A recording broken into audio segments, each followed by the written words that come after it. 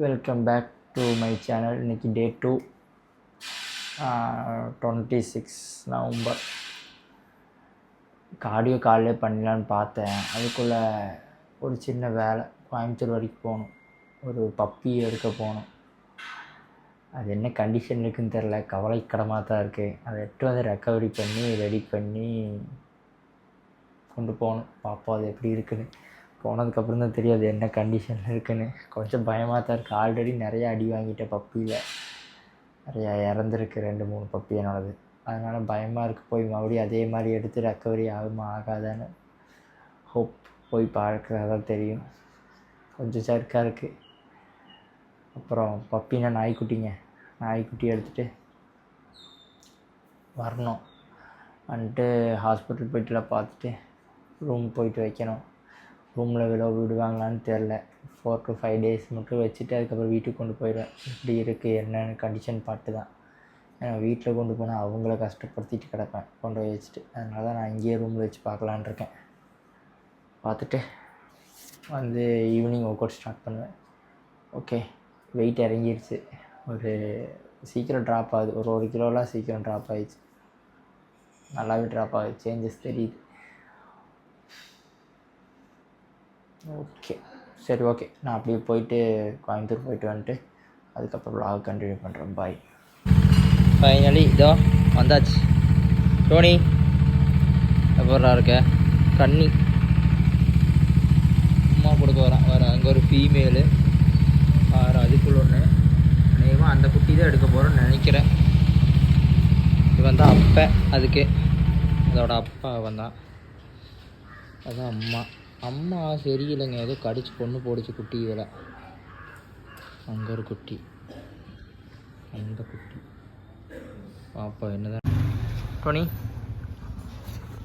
Good பாய் டோனி. ஓ,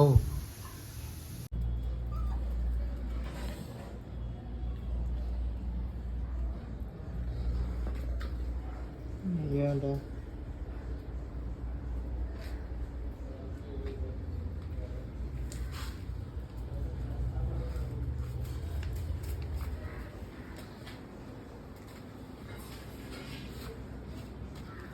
இதுதான் அந்த குட்டி ஹோப்பில் இருக்குது.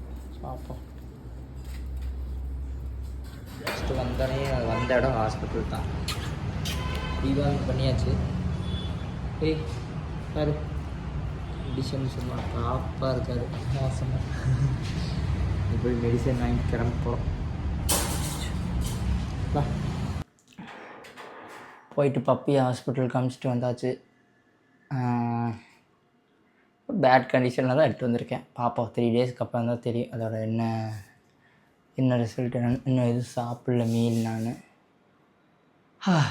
ஓகே, வெயிட் குறைஞ்சிருக்கேன் நேற்றை விட. 60 வந்துட்டேன். 62லேருந்து 61, 62லேருந்து இப்போ 60 வந்துட்டேன். ஓகே, இன்றைக்கி புஷ் டே ஸ்டார்ட் பண்ணுவோம். பாடி செக்கின் பார்ப்போம்மா எப்படி இருக்குன்னு. என்னத்துக்கு டிஃப்ரென்ஸ் இருக்கும். யா,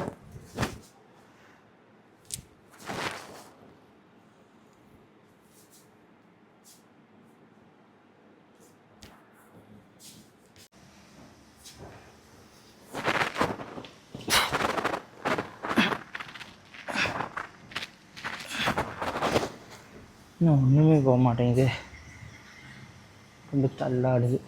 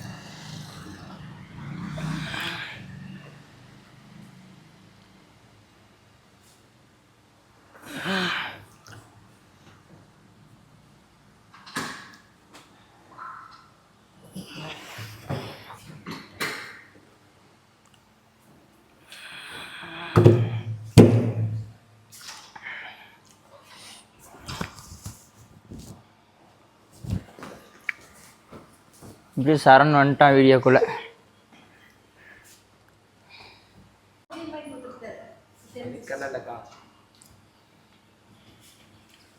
பரவாயில்ல, நான் பெருசாக தெரியுற மாதிரி இருக்குது. குட்டி பையனாக ஸ்மால் பாய். வணக்கம், போயிட்டு வரணும்.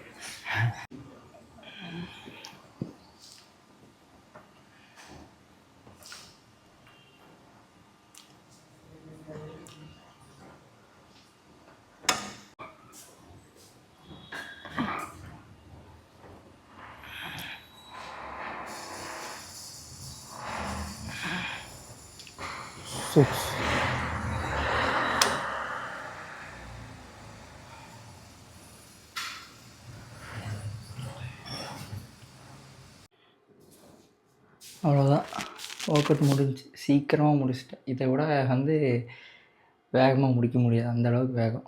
அப்படி 30 மினிட்ஸ் முடியல ஒர்க் அவுட் ஆரம்பித்து முடிச்சு.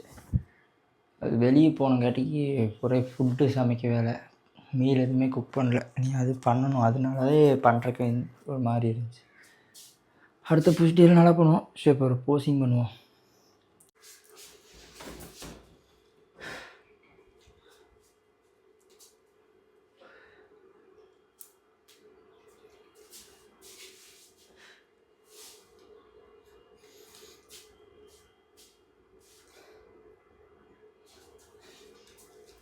சாஃப்ட்டு பார்த்துக்கலாம். ஸோ ஓகே, அவ்வளோதான், போஸிங் முடிஞ்சு. நீ ரூம் போயிட்டு குக் பண்ணி சாப்பிட்டு அங்கே பேஷண்ட் எப்படி இருக்கான்னு போய் பார்க்கணும். பார்த்துட்டு ஜிம் வரணும். ஓகே.